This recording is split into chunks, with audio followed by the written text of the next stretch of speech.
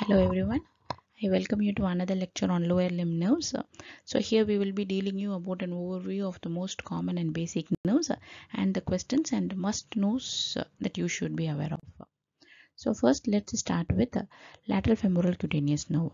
So if you see the lateral femoral cutaneous nerve, it is not really hard because as the name says lateral.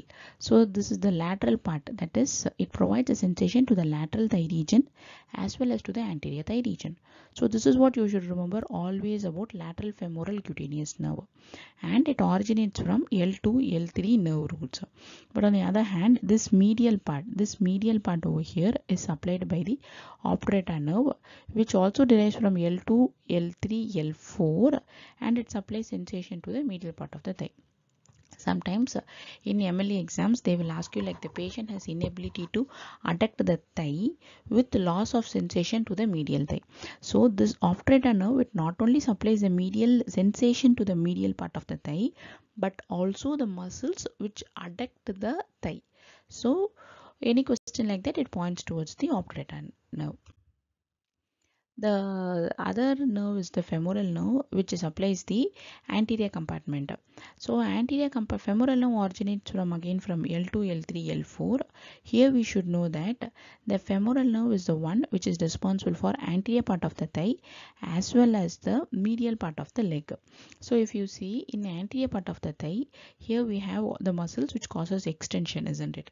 So like the quadriceps, iliacus, pectineus, there are sartorius muscles. So all these are supplied by the femoral nerve, and damage to the femoral nerve, since they are majorly oriented to extension of the leg, so damage to the femoral nerve will result in a decreased leg extension now.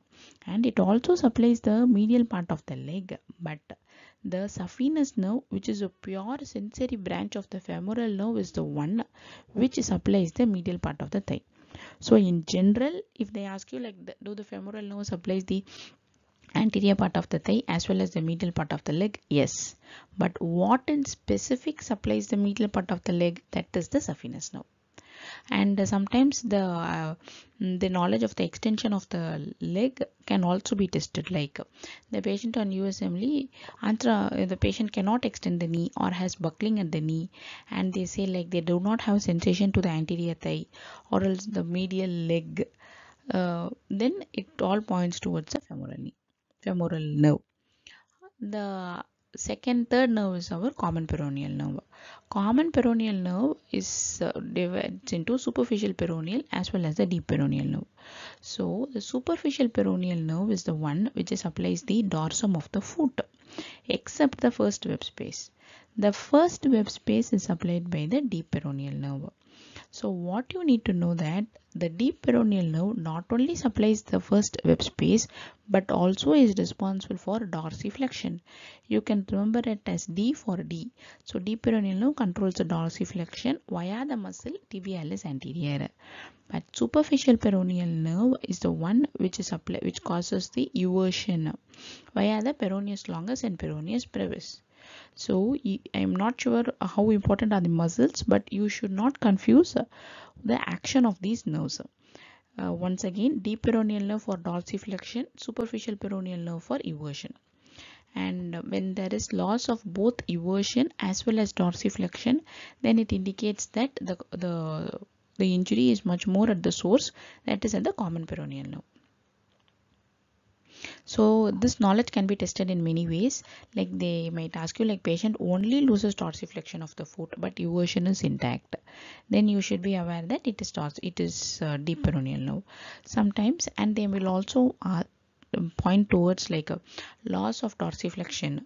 Then what happens? It will result in a high steppage gait, isn't it? Because the patient has to lift the foot high into the air with each step. So when there is loss of dorsiflexion, can also be given as the patient has a high steppage gait. Again, it points towards a deep peroneal nerve. The other one is the peroneal nerve. It is that's what we already saw now. The common peroneal nerve is the one which causes the eversion as well as the dorsiflexion, right? In addition to it, there is also sensory loss in the upper lateral leg around the knee. So around this area, upper lateral leg around the knee also is caused by the common peroneal nerve. Tibial nerve.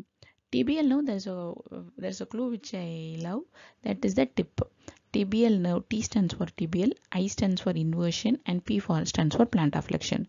So the tibial nerve is responsible for inversion and plantar flexion, and it innervates the posterior compartment muscles. As you see here, it supplies the sole of the foot, protective for walking, for the sensation during walking. So if they cannot plantar flex when due to injury to the tibial nerve, then it results in the patient cannot stand on tippy toes because they cannot plantar flex. The other one is the sciatic nerve. Sciatic nerve is that the sciatic nerve gives rise to tibial nerve as well as the common peroneal nerve. So when the sciatic nerve is damaged, then there is combined damage of both the tibial as well as the common peroneal nerve. So the sciatica is mostly because of shooting pain down the leg, often due to disc herniation. NSAIDs are the first line treatment when there is a sciatica. Straight leg test is a classic test to diagnose the sciatic nerve or sciatica. What about the sural nerve? Sural nerve is the one you have to remember, that is the one which results in a lower lateral leg sensory loss. So we already saw that upper lateral leg sensory loss is the common peroneal nerve, but lower lateral leg is the sural nerve, and medial part of the leg is the saphenous nerve. Sometimes students confuse the saphenous and the sural nerve. Sural stands for, the L stands for lateral. The SURAL stands for lateral. And the other one, which is saphenous, you can remember that it is a medial. There is also another question where they ask what is a good nerve to be used as a nerve graft. So the logical thinking is any nerve which has only sensory distribution, like a sural nerve, so that when the function of the nerve is compromised, at least the sensation is compromised and not the motor function is compromised. So in that case, in lower limbs, sural nerve is a very good graft to be used. What about the gluteal nerves? One has to remember that the superior gluteal nerve will innervate the gluteus medius and the gluteus minimus, and the damage causes Trendelenburg gait. So before I go into Trendelenburg, what happens normally we should know. Normally, see, when the leg is off the floor, then the hip abductors contract over here and raise the other hip. This is normal. But when the hip abductors on the same side, when this is damaged, then they cannot lift the other side of the hip. So now this side of the hip will fall. When this side of the hip falls, something has to be done, right? Then that's what the normal side of the hip falls. So to compensate on the hip, the abnormal side will go. The abnormal side of the hip will tilt so as to lift the normal side of the hip. That is a kind of compensation. So that part of the hip which is tilted is abnormal. That's what we should know. So the superior gluteal nerve will innervate the gluteus medius and minimus, which causes damage, which is responsible for the normal gait. So when the opposite side of the pelvis drops during stance phase, patient tilts the trunk towards the affected side. This is what I explained to you right now. Inferior gluteal nerve is a nerve which supplies the gluteus maximus. Here the patients cannot squat or climb stairs. This is how they will present generally when the gluteus maximus is abnormal.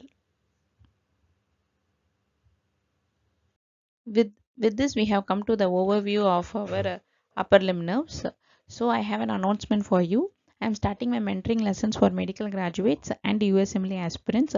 If you like the way I teach and if you want to get mentored by me, you can go ahead and send me a message in the comments. Looking forward to see you succeed. Have a good day.